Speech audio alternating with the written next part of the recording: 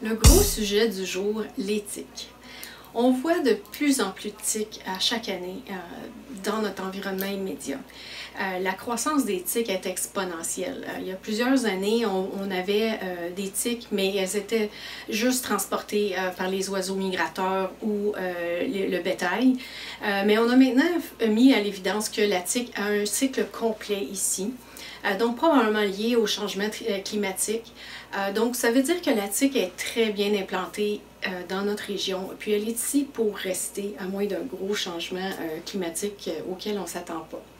Donc pourquoi est-ce qu'on est si inquiet des tiques? Bien, évidemment, les tiques sont porteuses de maladies qui ne sont pas des belles choses à avoir, ni pour les humains, ni pour nos chiens.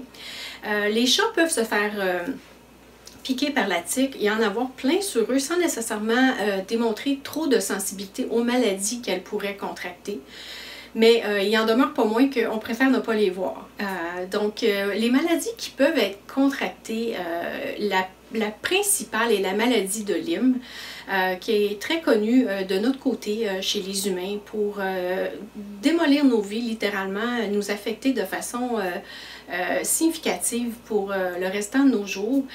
Nos animaux sont un petit peu plus résistants que nous, nos chiens, mais peuvent tout de même avoir des signes de maladie.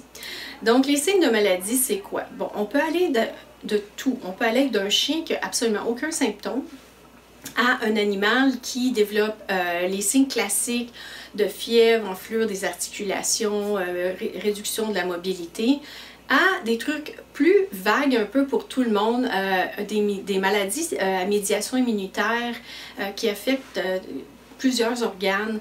Donc, il y a toute une panoplie de symptômes avec la maladie de Lyme. Donc, évidemment, on n'en veut pas de la maladie de Lyme. Et puis, la bonne nouvelle, c'est qu'on a à notre disposition plusieurs mécanismes de prévention pour la maladie de Lyme.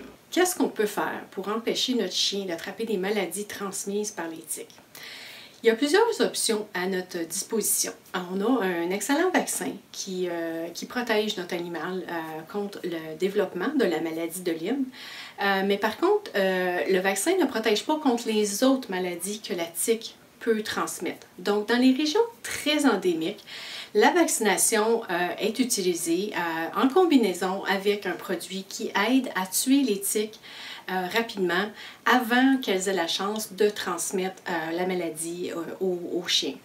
Il y a des gens qui me disent « Ah, j'ai pas trop besoin de traiter pour ça, mon animal va dehors, mais j'ai jamais vu de tiques. » Mais c'est pas impossible que vous en ayez pas vu encore des tiques parce que les tiques, au départ, lorsqu'elles s'installent sur l'animal, elles sont affamées, elles ne sont pas gonflées parce qu'elles n'ont pas commencé à boire à ce moment-là, donc on ne les voit pas vraiment.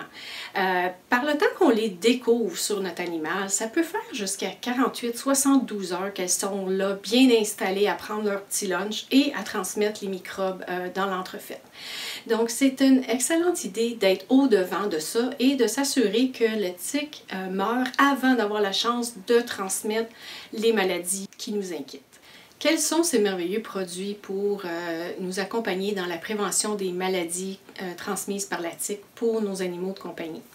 Il y en a plusieurs et le but de cette présentation n'est pas de faire de la publicité pour les compagnies pharmaceutiques, mais tout simplement de dire qu'on a une gamme de produits sécuritaires étudiés cliniquement qui sont disponibles sous prescription et consultation vétérinaire qui peuvent être là à votre disposition selon les éléments de risque qu'on discutera lors de l'examen.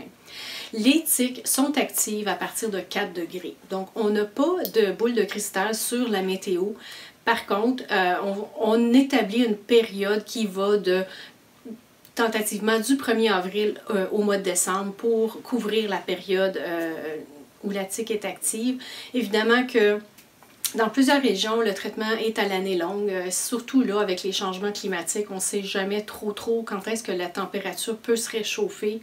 Il y a quelques Noëls, il faisait 16 degrés à l'extérieur, donc on ne peut pas promettre qu'il n'y a pas de transmission entre le mois de décembre et le mois d'avril. Et certainement, si les moyens sont là, une prévention annuelle serait également très adéquate.